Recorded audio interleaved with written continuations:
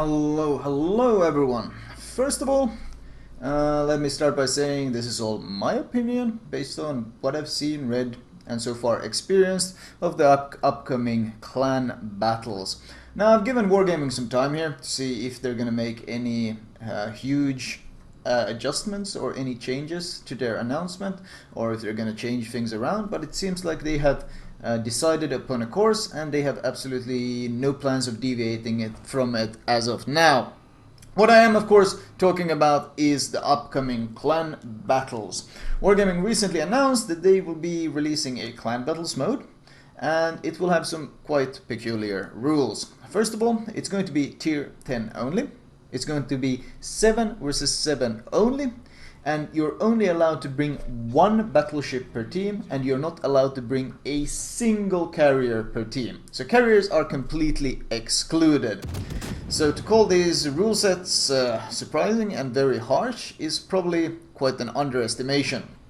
First of all, let's look at just how brutal this announcement is from the point of a carrier player. I mean, this could be you. Imagine if you, instead of deciding to play battleship, instead of deciding to main as a cruiser or destroyer, you decided to main as a carrier. It could be multiple reasons. It could be fascination with how they play. It could be historical impact. I mean, carriers were the defining naval force in World War II. They pretty much changed how naval warfare is fought, and they were a huge impact in World War II. So obviously they are a massively important class for the sake of the game and so forth. And you decided to play this, and then you made your utmost to improve and become a good player. And then one day you woke up and you see that Wargaming said, sorry, you chose the wrong class. This class is not allowed to take part in our clan battles. So instead of like some attempts to even limit or tweak or rebalance or anything, you are straight up not allowed to take part. So of course this is insanely brutal to any player who hope to have spent their time polishing their skills and to hope to represent their clan in this mode. This is a goddamn dagger in the back. And even worse is of course the justification as to why you're not allowed to take part. The justification for why carrier players are not allowed to take part is because Wargaming thinks the class is too difficult for the average player. So instead of, expecting these players who aren't that good at carriers yet, instead of expecting them perhaps to improve, to, practice, get better, like you usually do in any sort of PvP, player versus player type of games, instead they just go, nah, it's too difficult for our potatoes, so we're just gonna take these years of experience and practice that you've accumulated, and we're gonna throw it all down the drain because Billy Potato over here just finds the class too difficult. So that is of course insanely brutal. Then we of course have the issue of this is complete bullshit. This is in complete contradiction to everything that they have been saying and doing. I mean, how did this year start? Oh, Wargaming has been promising things. Oh my lord, have they been promising things? We're gonna rework the UI, we're gonna look over the balance, it's gonna be a completely new experience. And the now infamous quote, 2017 will be the year of the carriers. Well, it's truly been the fucking year of the carriers, hasn't it? This is the first time carriers are completely excluded from a game mode, so I would indeed say it's truly been the year of the carriers, not just the way we were expecting it. So, like, this is a pretty blatant big middle finger to any carrier player out there. And even weirder is that the justification is that they know that the class is hard. They know that it's a difficult class. I mean, there's a lot of effort that goes into becoming a good carrier player. You have a lot of squads to manage, there's a lot of map awareness, a lot of control that's needed, especially considering the UI is very messy, so it's like it can be extremely frustrating as well. But then if you look at the actual rewards you get in a carrier, they're absolute garbage. If you want to top the scoreboard in a Midway or Hakuryu or something similar, you have to have an absolutely monstrous game in tier 10. It's the hardest class to top the scoreboard. You have to put so much effort in comparison to any other class. If you have even a decent battleship, decent cruiser, decent DD game, you have a very high chance of topping the scoreboards at tier 10. But my lord, in order to top the scoreboard as a carrier, you have to have a monster game. So they acknowledge it's hard, but they don't want to reward it in any way. They don't want to reward these people who get better, and now they fundamentally punish anyone who's gotten better by not even allowing them to take part. It's complete contradiction in what they say and what they actually design. I mean, if I was a carrier main, I would be extremely tempted to just straight up quit the game in disgust. I know people who have done this, and I can't blame them. Imagine how betrayed they must feel. I mean, wow. And even more hilarious is that Wargaming keeps pumping out these premium carriers, especially as of late. The UI is a mess, the balance is a disaster, but goddamn, that's not stopping Wargaming from pumping out one premium after another. We got the Kagas, we got the Enterprise, we got the Graf Zeppelin that you're constantly tweaking and testing back and forth. And in the meanwhile, they exclude anyone playing them from actually taking part in the only competitive mode. And I mean, what kind of impact will this have on the player base? Well, I mean, we already know that there's a battleship issue. Wargaming knows, everyone knows that there's too many goddamn battleship players. If you have any doubts of if there's too many, all you need to do is click play or battle at the top of your screen, and then when you queue up for any sort of higher tier game, even probably not even higher tier, you can see there's a handful of destroyers, there's a handful of cruisers queuing up. Maybe if Jupiter happens to shine its light just perfectly upon the surface of Earth, there's also a few carriers queuing up for the game. But other than that, there's usually like 50 battleships in queue, and it's been like this for months upon months upon months. There's more battleship players in queue than every other class combined and multiplied several times. So we already know there's an issue. And Wargaming themselves have acknowledged that there's a battleship player issue. There's too many BB players.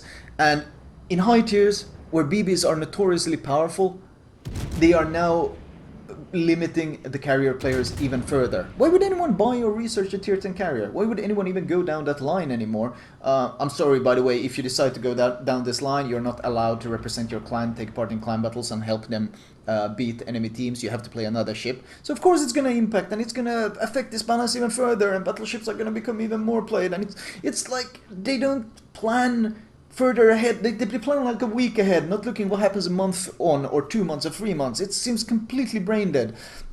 And even worse is, for those that aren't aware, they're also allowing you to rent out tier 10 ships. Now, why is this even worse? Personally, I don't really care. You only need to reach a tier 8 ship in order to be able to rent a tier 10. So, if you have a Chapayev, you can rent a Moskva and take part in the clan wars.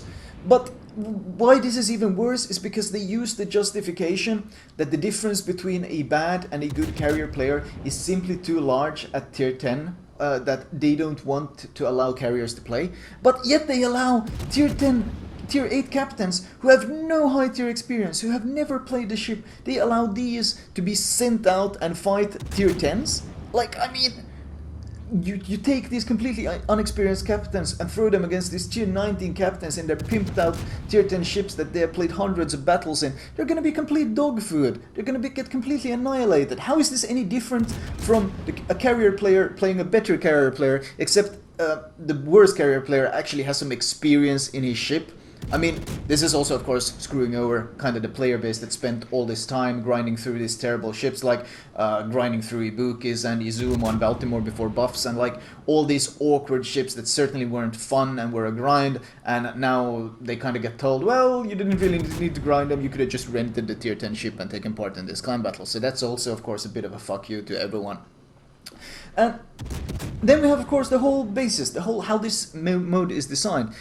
It's not like Wargaming went into this blind. Wargaming had years and years upon community experience to build upon. There's multiple different competitive leagues. There's the Supremacy League in NA, there's the Kings of the Sea in EU, and tons of smaller leagues on both continents. They could have taken all of this effort and built upon it. They could have fine-tuned it, made it more, maybe better suited for smaller amounts of ships and so forth. But what they basically did was they wiped the board clean, and then they shat all over it, and everything that the community has learned, everything that they have fine-tuned, they completely threw it out the window.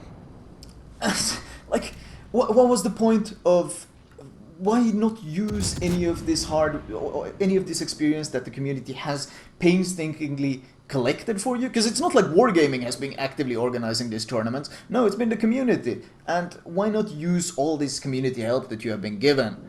And then, of course, we have the ship limits. Is there really any better way, any more blatant way for wargaming to admit how goddamn awful the tier 10 balance is? I mean, in the article they write, this is pretty hilarious, this is a direct quote, all tier 10 ships are well balanced across the board. This is their justification for making clan battles tier 10. This is their justification. All tier 10 ships are well balanced across the board.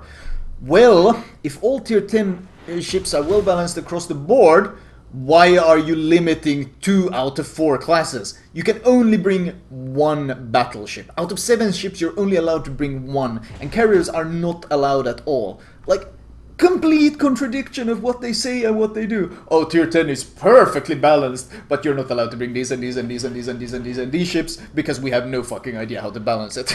Like, what the hell? And speaking of contradiction in design, we have the idea of them trying to make it both as competitive as possible and both as casual as possible. You can't have them both, wargaming, you gotta pick one. Like, first of all, they announced that there will not be any ranked this season, or this year. There's not going to be any ranked coming out because they did not want a ranked competing with clan battles as the competitive mode. No, so this is going to be, they obviously want this to be the competitive mode. But, I mean, you want it to be the competitive play, yet you're completely ignoring all competitive play until this. And they're going out of the way of making it as casual as possible. Oh, this class is a bit too hard for our player base, so we're just gonna remove it. And oh, this class is also a bit too strong, so we're just gonna limit it then. Like, they're literally treating the player base like a bunch of glue-eating toddlers. And considering I have played this game a lot during weekends, I can't really blame them for that. Like, I understand where you're coming from, wargaming. I would probably treat the player base as a bunch of glue-eating toddlers as well. But if you're trying to introduce this top tier, tier 10 competitive mode, you completely cut out ranked, you put it the highest possible max tier, why are you making these decisions at the same time? Like, either it's one or the other. Either it's very casual and fun and you can rent your tier 10 ships, but you can bring whatever you want and it's not really that big of a deal, or it's actually competitive instead of this clown fiesta that we have right now. This is the only wargaming supported competitive mode that we're going to have, and it's a goddamn mess. And even worse is like, the whole idea of any competitive mode in any other game is to improve. That's why we have ranked in like League of Legends, Dota, CSGO ranks, Overwatch, any game, like pick and choose any game. The idea of ranked is of course to get better and rise in the ranks and improve. But wargaming doesn't want this. They don't seem to be encouraging it at all. They have no expectation of these high tier players of maybe playing a few games, losing, improving, getting better, and then winning. Instead, they're overall lowering the skill bar in every possible way they can imagine. Now, I've also heard some rumors that the major influence in carrier removal was because some very vocal clans, who didn't really have any good carrier players of them all, strongly encouraged wargaming to make this boneheaded move. I mean, it's obviously very self-serving. I don't know if it's true or not, but the thought itself is quite depressing, because there are some clans that I could easily see going out of the way encouraging wargaming to make this decision. And that is very depressing. But okay, we have the situation where we have only one battleship, no carrier. So does this mean that we're gonna have some really cool tier 10 gameplay now? No. It's a mess. First of all, builds are going to become completely one-dimensional. This isn't going to be a standard battle where half the cruisers are going to be running defensive AA and the builds are going to be all over the place. No, anyone who actually wants to win at this mode is going to spec for it. So you're going to have every single cruiser is going to be using hydroacoustic search. So there's going to be constant hydro, which means pretty much all your torps all game are going to be hydroed. Also, of course, all the builds are gonna become extremely one-dimensional, because there's no reason to spec anti-carrier anymore. There are no carriers, so there's gonna be no AFT, there's gonna be no BFT. Everyone is going to be specking vigilance to prevent against torps. There's probably gonna be fire prevention going around a lot to defend against the HE cruiser spam. That's also going to be seen. And if you think that this means that you're going to have more freedom as a DD, that's of course wishing upon a star. I mean, you're going to have probably less freedom compared to when there was a carrier, because all DDs are going to be specking RPF. There's no need for AFT and things like that. They're going to spot RPF. Even some cruisers might even slot it. Everyone is going to be running Hydro. And because we're at tier 10, all the radar and Hydro durations are going to be increased in both range and duration. I mean, Des Moines radar lasts a minute. Moskva lasts 35 seconds each with the increased duration. So literally, if you have 3 cruisers, let's say 2 Moskvas and a Des Moines, you can non-stop radar for like something like 10 minutes in a row. Like from the point you enter the cap, let's say at 3 minutes into the game, you can non-stop radar the cap until 30 minutes of the game has passed, and there is absolutely nothing the enemy DDs can do about it. The only counter is like another radar cruiser sailing into the radar and counter radaring. It's a complete shit fiesta. And that poor one battleship player, oh my lord, literally one battleship. Everyone is going to be torping him, every cruiser is going to be HE spamming him. It's going to be such a massive fiesta that it's absolutely ridiculous. Even worse is of course, if you happen to be unfortunate enough that you decided to go up one of the lines that Wargaming decided to screw over with this. Let's say you leveled a Montana. What is Montana's greatest strength compared to any other battleship? Great anti-air. Well, let me tell you exactly how useful that great anti-air will be. Not at fucking all. It will be completely useless. You have been completely screwed over because you happen to spec the Montana or level the Montana, and same thing goes with any sort of ship that has some of its strength built into defensive AA. All of them just got screwed over. So it's a mess, and there's not going to be. I mean, DDs are going to have to take over the role of spotting instead of carriers.